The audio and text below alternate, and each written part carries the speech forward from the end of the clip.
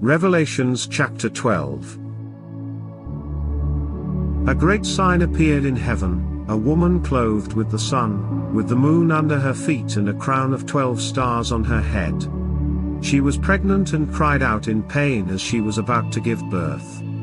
Then another sign appeared in heaven, an enormous red dragon with 7 heads and 10 horns and 7 crowns on its heads. Its tail swept a third of the stars out of the sky and flung them to the earth. The dragon stood in front of the woman who was about to give birth, so that it might devour her child the moment he was born. She gave birth to a son, a male child, who will rule all the nations with an iron scepter. And her child was snatched up to God and to his throne. The woman fled into the wilderness to a place prepared for her by God, where she might be taken care of for 1,260 days. Then war broke out in heaven. Michael and his angels fought against the dragon, and the dragon and his angels fought back. But he was not strong enough, and they lost their place in heaven. The great dragon was hurled down, that ancient serpent called the devil, or Satan, who leads the whole world astray. He was hurled to the earth, and his angels with him.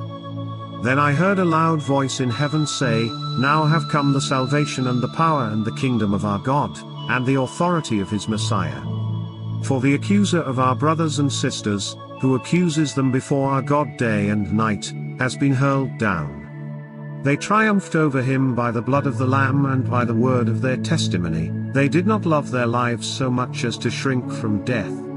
Therefore rejoice, you heavens and you who dwell in them.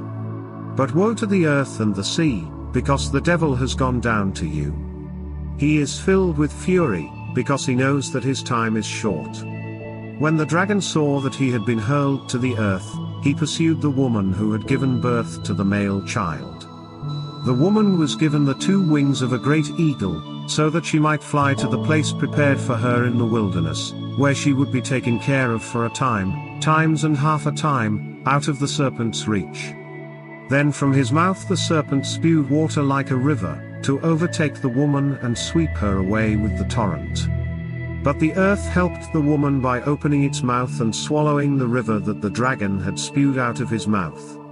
Then the dragon was enraged at the woman and went off to wage war against the rest of her offspring, those who keep God's commands and hold fast their testimony about Jesus.